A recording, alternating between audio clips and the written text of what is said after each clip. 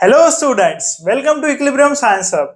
हमने स्टार्ट किया है लॉज ऑफ केमिकल कॉम्बिनेशंस और इसमें हमने अब तक कवर किए 4 laws, that is law of conservation of mass, law of definite proportion, law of multiple proportion and Gay Lussac law for gaseous volume. और नेक्स्ट और लास्ट लॉ जो हम देखने जा रहे हैं वो होने वाला है एवोगैड्रोस लॉ। तो देख सकते हैं एवोगैड्रोस लॉ हमें देखना है। अब हम देखेंगे एवोगैड्रोस लॉ का क्या कहना है। तो equal volume of all gases at same temperature and pressure, हमें यहाँ पर कंडीशन दी गई है कि टेम्परेचर एंड प्रेशर होना चाहिए सेम। दैट इज एक केमिकल रिएक्शन देखेंगे, hydrogen and oxygen forms water. अब हाइड्रोजन और ऑक्सीजन ऐड करके फॉर्म हुआ है वाटर। और इसमें अगर देखें equal volume of all gases, अगर वॉल्यूम ऑफ गैसेस इक्वल है at same temperature and pressure, condition दी गई है कि टेम्परेचर और प्रेशर सेम होना चाहिए। तो अगर इक्वल वॉल्यूम है मींस वॉल्यूम अगर इक्वल है गैसेस का, तो उनके नंबर ऑफ मॉलिक्यूल्स जो है वो भी होने वाले हैं equal, that is contain equal number of molecules. अगर वॉल्यूम इक्वल है तो वो कंटेन करेगा इक्वल नंबर ऑफ मॉलिक्यूल्स। अब यहाँ पर एग्जांपल से समझेंगे हम इसको। तो देख सकते हैं यहाँ पे हमें वॉल्यूम दिया गया है, हाइड्रोजन का वॉल्यूम है 100 ml, वाटर का फॉर्म हुआ जो वाटर फॉर्म हुआ है उसका वॉल्यूम भी है 100 ml और ऑक्सीजन का वॉल्यूम है 50 ml। तो देख सकते हैं 100 ml of oxygen 100 ml of hydrogen when reacts with 50 ml of oxygen forms 100 ml of water और इसका हमें दिया गया है वॉल्यूम। अब अगर हम इससे रेफरेंस वैल्यू कंसीडर करते हैं जिस तरह से हमने पिछले लॉ में कंसीडर किया है, अगर 50 ml वॉल्यूम को हम कहते हैं 1 वॉल्यूम है, एज अ रेफरेंस हमने इसको लिया है 1 वॉल्यूम, तो 50 के जो डबल होगा 100 होगा, तो इसका वॉल्यूम होगा 2 वॉल्यूम। तो देख सकते हैं 50 ml को हमने रेफरेंस एज अ 1 वॉल्यूम ले लिया, तो 50 के डबल 100 है, तो 100 का जो वॉल्यूम है वो होगा 2 वॉल्यूम। और यहाँ पर अगर देखेंगे तो इसका भी वॉल्यूम होगा 2 वॉल्यूम, दैट इज 100 ml है, फिर से 100 ml होगा तो 2 वॉल्यूम। अब अगर देखें यहाँ पे जो वॉल्यूम है वो इक्वल है, that is 2 volume and 2 volume. Volume अगर इक्वल है तो इनके होने वाले नंबर ऑफ मॉलिक्यूल्स भी जो है वो होने वाले इक्वल। अब देख सकते हैं यहाँ पर अगर कंसिडर करेंगे वाटर के अगर 2 मॉलिक्यूल्स फॉर्म हो रहे हैं, वाटर के अगर 2 मॉलिक्यूल्स है 2 वॉल्यूम, तो कंसिडर करें 2 मॉलिक्यूल्स, तो इसके भी जो मॉलिक्यूल्स फॉर्म होंगे वो फॉर्म होंगे 2 molecules, that is number of molecules होंगे इक्वल। और ये वॉल्यूम इसके हाफ है, जैसे कि 50 ml के डबल 100 ml है, तो 100 के हाफ 50 होगा, तो नंबर ऑफ मॉलिक्यूल्स भी होंगे हाफ, दैट इज 1 मॉलिक्यूल। तो कंसिडर कर सकते हैं यहाँ पे, देख सकते हैं 2 वॉल्यूम है तो 2 मॉलिक्यूल्स, 1 वॉल्यूम है तो 1 मॉलिक्यूल, 2 वॉल्यूम है तो 2 मॉलिक्यूल्स। मींस अगर वॉल्यूम इक्वल है, equal volume contains equal number of molecules. Avogadro's law का कहना है equal volume contains equal number of molecules. देख सकते हैं।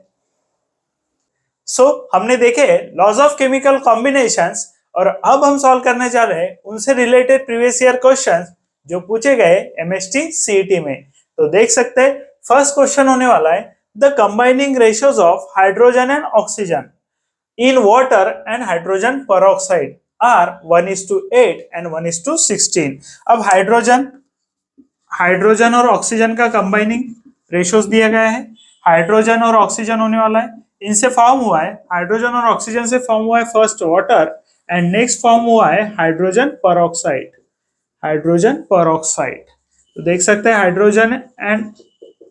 हाइड्रोजन एंड ऑक्सीजन मिलकर फॉर्म हुआ है water and hydrogen peroxide, hydrogen and oxygen.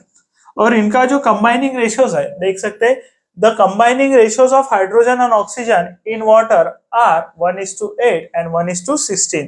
That is water का जो रेशियो है वो होने वाला है 1:8, वाटर का जो रेशियो होगा 1:8 एंड हाइड्रोजन पेरोक्साइड का जो रेशियो दिया है वो दिया है 1:16। Which law is illustrated in this example? और इस एग्जाम्पल में कौन सा लॉ इलिस्ट्रेटिव है ये हमें बताना है। तो देख सकते हैं अगर 1:8 दिया गया है वाटर, तो देख सकते हैं हाइड्रोजन होगा 1 एंड ऑक्सीजन होगा 8, हाइड्रोजन होगा 1 एंड ऑक्सीजन होगा 16, तो 1:16 दिया गया है in case of hydrogen peroxide, 1:8 दिया गया है इन केस ऑफ वाटर। अगर हम देखें तो हाइड्रोजन का जो रेशियो है और हाइड्रोजन की जो वैल्यू है वो सेम है एंड जो वैल्यू चेंज हो रही है वो चेंज हो रही है ऑक्सीजन की टू फॉर्म डिफरेंट कंपाउंड्स। और अगर इसका रेशियो हम देखें 8:16, दैट इज सिंपल रेशियो आता है 8:16, that is small whole number का रेशियो आएगा 1:2 और 1:2 रेशियो आ रहा है, स्मॉल होल नंबर का रेशियो आ रहा है और ये दिखाता है law of multiple proportions. Means अगर टू एलिमेंट्स है, अब देख सकते हैं टू एलिमेंट्स से टू और मोर कंपाउंड्स फॉर्म हो रहे हैं, हाइड्रोजन एंड ऑक्सीजन से टू डिफरेंट कंपाउंड्स फॉर्म हो रहे हैं। तो टू एलिमेंट से अगर टू डिफरेंट कंपाउंड्स फॉर्म हो रहे हैं और वो स्मॉल होल नंबर के रेशियो में है तो वो दिखाता है लॉ ऑफ मल्टीपल प्रोपोर्शन। तो आंसर होगा हमारा option D, that is law of multiple proportion. देख सकते हैं यहाँ पे सेम एलिमेंट्स है, हाइड्रोजन ऑक्सीजन और इनसे फॉर्म होने वाले कंपाउंड्स डिफरेंट है, वाटर एंड हाइड्रोजन पेरोक्साइड, और इनका जो रेशियो है स्मॉल होल नंबर में रेशियो आया दैट इज 8:16 है, ऑक्सीजन का तो 1:2 आया है। तो लॉ ऑफ मल्टीपल प्रोपोर्शन होगा, देख सकते हैं। नेक्स्ट क्वेश्चन देखेंगे हम जो डिपेंड होने वाला है लॉज ऑफ केमिकल कॉम्बिनेशन पे, और क्वेश्चन पूछा गया है 2020 में।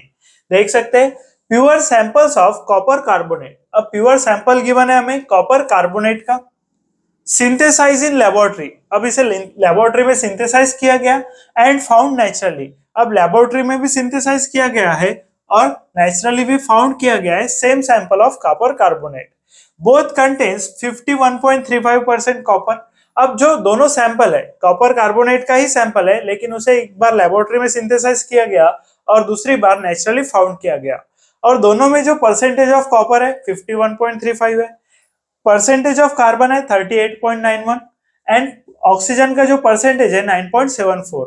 दोनों सैंपल में जो लेबोरेटरी में सिंथेसाइज है और नेचुरली फाउंड है, दोनों में जो कंपोनेंट्स प्रेजेंट है कॉपर कार्बन एंड ऑक्सीजन, उनका जो परसेंटेज ऑफ वेट है, परसेंटेज बाय वेट के अनुसार जो उनका परसेंटेज है वो सेम है।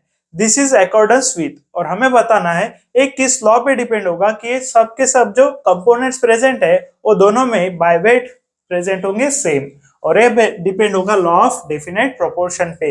ये हमें बताएगा लॉ ऑफ डेफिनेट प्रोपोर्शन कि जो कंपोनेंट्स होते हैं वो प्रेजेंट होते हैं same in naturally found compound and laboratory synthesise compound. So हमारा ऑप्शन होगा लॉ ऑफ डेफिनेट प्रोपोर्शन।